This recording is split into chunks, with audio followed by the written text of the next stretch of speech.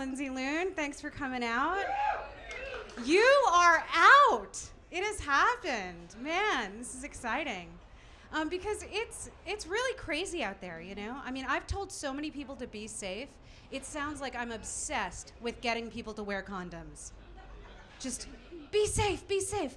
I'm like a crazed high school health teacher, just running after the students with condoms, like, here, take this one, it's cherry flavored. It's not bad, don't ask me how I know. So I'm from Massachusetts originally. Anyone? Yeah? Fuck Massachusetts.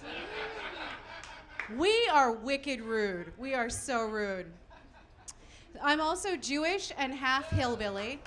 Yeah, you for the Jewish? Anything for the hillbillies? Where's my hillbillies at? I want a hee-haw or something. So I'm Jewish and half hillbilly. I'm a Jewbilly. My father's family's from the mountains of North Carolina, and my mother's is from 5,782 years of Jewish suffering. Hag Sameah and Happy New Year's. But it's actually fun being a Jewbilly. Shalom, y'all. I mean, I can hunt squirrels and bargains, too. Yeah. I only eat kosher, opossum. My cousins have mullets and yarmulkes. And I can never forgive, but I sure can forget with some moonshine or Manischewitz. So I'm a little bit of a wandering Jewbilly. I've lived in Texas, Japan, Australia, New Zealand. My dad says, damn it, Lindsay, pick a place. It looks like you're running from the law. And when I lived in Japan, I loved going to the Japanese bath. Anybody go to Koreatown, the Koreatown baths? Yeah, so you know what's up. You go in, you get naked. It's a lot of strangers naked together.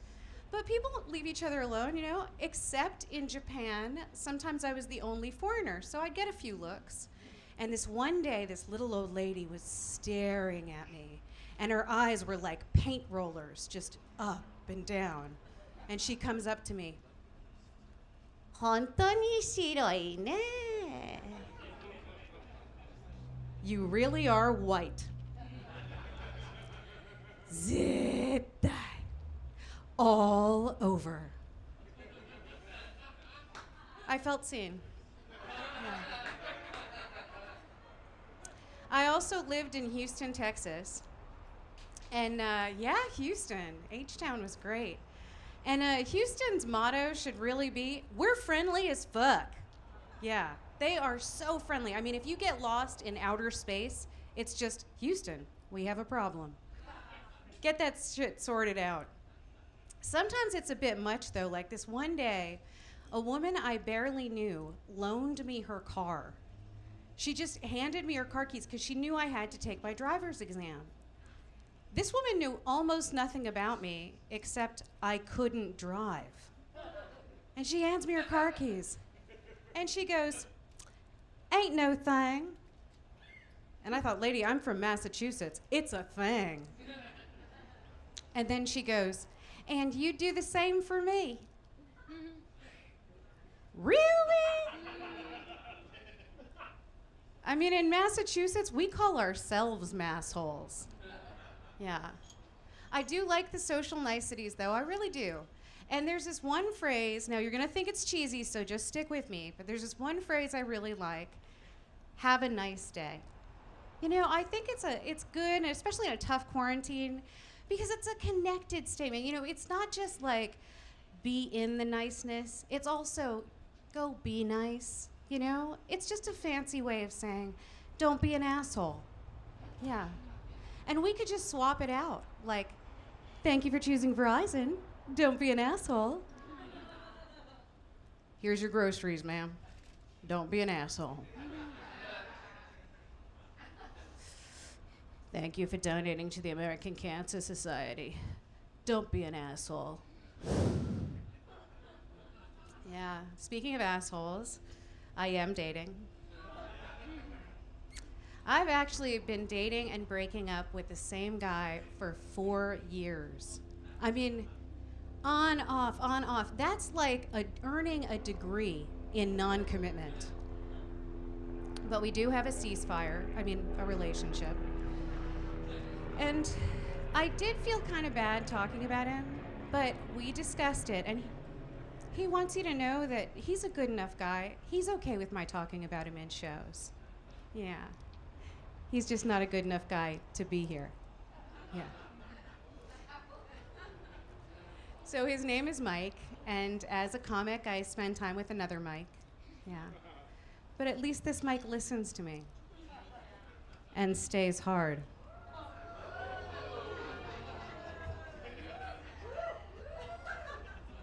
Every relationship has its ups and downs. I do think part of our problem, though, is that we're just so different. Like I'm really talkative and social, and he's quiet. He doesn't say much. But when he does, it's really mean. Yeah, just really, really mean. He has like this adherence to truth above all else. He's like an emotional non-support animal. Like, I was going out for an audition, because I also act, and I said, oh, babe, I'm so scared that I'm going to forget all my lines, and I won't know what to say. And he said, don't worry about it. If you forget your lines, you won't get the part. Then you won't have anything to memorize. Yeah.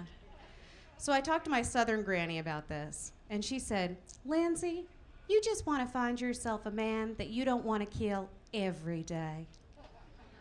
You're still going to want to kill him most days, honey, but every day is bad.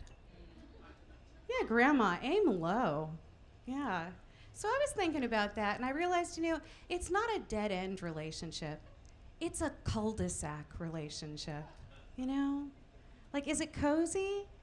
Yeah. Did I get here through a series of mistakes? Oh, yeah. Is it fundamentally going nowhere?